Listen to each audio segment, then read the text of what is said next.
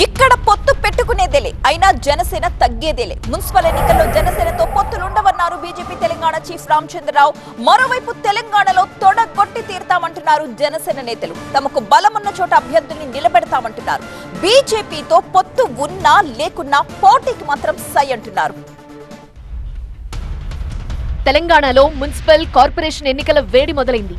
అప్పుడే పొత్తులు పోటీలపై ప్రకటనలు చేస్తున్నాయి పార్టీలు. తెలంగాణలో తొడగొడుతోంది జనసేన పార్టీ.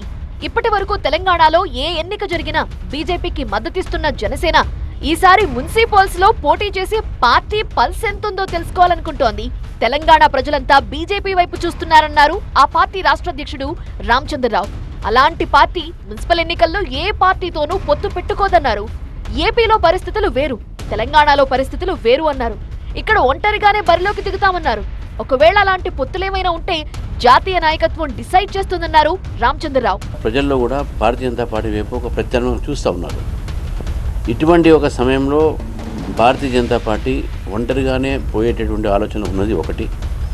రెండోది మా పార్టీ జాతీయ పార్టీలో ఉన్నటువంటి ఒక నిర్ణయాలన్నీ కూడా జాతీయ పార్టీ నేతృత్వం తీసుకుంటుంది. రెండు. మూడోది ఆంధ్రప్రదేశ్లో ఉన్నటువంటి కూటమి ఏది ఉందో అక్కడ రాజకీయ పరిస్థితులు తెలంగాణ రాజకీయ పరిస్థితులు వేరే ఉంటాయి. కాబట్టి స్థానికంగా ఉన్నటువంటి ఒక వెసులుబాటు వాళ్ళు చేసుకున్నారు. ఇక్కడ ఉన్నటువంటి స్థానిక పరిస్థితుల్లో ఇప్పటివరకైతే భారతీయ జనతా పార్టీ మాత్రం ఒంటరిగానే పోవాలనేటువంటి ఆలోచన ఉన్నది. బీజేపీ ప్రకటనపై జనసేన ధీటుగా స్పందించింది. పొత్తున్నా లేకపోయినా తాము పోటీకి సిద్ధమని ప్రకటించారు జనసేన జనరల్ సెక్రటరీ తాళ్లూరి రామ్. తెలంగాణ గడ్డపై పవన్ కళ్యాణ్ కున్న ఇమేజ్ ను ఓట్లుగా మలుచుకునేందుకు పార్టీ సిద్ధమవుతోందన్నారు. బట్ పొత్తు ఉన్నా లేకపోయినా మేము మాత్రం మున్సిపల్ ఎన్నికల్లో ఒంటరి పోటీకైనా సిద్ధం. బట్ పొత్తు అనేది కనుక లాస్ట్ మూమెంట్లో డిసైడ్ అయితే అప్పుడు మా అధ్యక్షులు వారు చెప్పిన దాన్ని బట్టి అడ్జస్ట్ చేసుకుంటూ వెళ్తాము. లేకపోతే మాత్రం కంపల్సరీగా జనసేన పార్టీ ఒంటరిగా పోటీకి సిద్ధమవుతుంది. తెలంగాణలో ఆయన ఇక్కడికి వచ్చి టూర్స్ ఉంటాయి, మాట్లాడటం జరుగుతుంది, మీటింగ్స్ గురించి తెలంగాణలో కాన్సన్ట్రేషన్ కూడా చేస్తారు. డెఫినెట్గా రాబోయే కాలంలో మీరు ఇంకా ఆయన ముఖ్య పాత్ర కంపల్సరీగా మీరు చూస్తారు. మున్సిపల్ ఎన్నికల్లో పోటీపై పవన్ కళ్యాణ్ తమకు ఇప్పటికే స్పష్టమైన ఆదేశాలు ఇచ్చారన్నారు Telangana Janasena party in-charge Shankar Goud. Meeting ఏర్పాటు చేసినప్పుడు మీరు ఖచ్చితంగా పోటీ చేయండి, నేను మీతో ఉంటానని చెప్పడం జరిగింది.